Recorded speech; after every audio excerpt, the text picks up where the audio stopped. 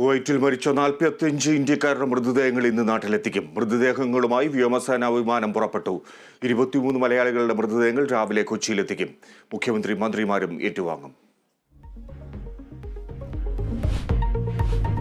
Kuwait തീപിടുത്തത്തിൽ മരണം 50ആയി. ചികിത്സയിലുണ്ടായിരുന്ന ഒരു ഇന്ത്യക്കാരൻ കൂടി മരിച്ചു. തീപിടുത്തത്തിന് കാരണം ഷോർട്ട് സർക്യൂട്ട് എന്ന സ്ഥിരീകരണം. തീ പടർന്നത് താഴത്തെ നിലയിലെ ഗാർഡ് റൂമിൽ നിന്ന്.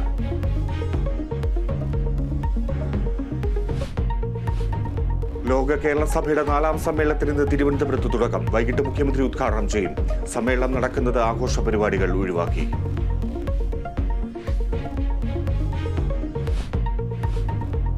ഇടുക്കിയിൽ കാരവാൻ പാർക്കിന്റെ സ്ഥലം ഉടമ വിപിൻ വിജയകുമാറിന്റെ പട്ടയത്തിലും അവ്യക്തത.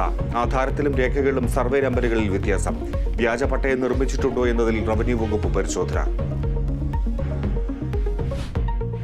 കെ മുരളീധരന് വേണ്ടി കോഴിക്കോട് വീണ്ടും ഫ്ലെക്സ് ബോർഡുകൾ.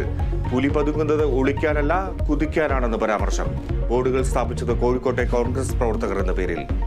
തൃശൂർ DCC പ്രസിഡന്റായി VK ശ്രീകണ്ഠൻ ഇന്ന് ചുമതലയേൽക്കും. T20 ലോകകപ്പിൽ ഇന്ന് അമേരിക്ക അയർലൻഡ് പോരാട്ടം. സൂപ്പർ 8 സാധ്യതകൾ സജീവമാക്കാൻ അമേരിക്കയ്ക്ക് ജയം അനിവാര്യം. മത്സരം രാത്രി 8 മണിക്ക് ഫ്ലോറിഡയിൽ. യൂറോ കപ്പ് ഫുട്ബോളിന് നാളെ തുടക്കം.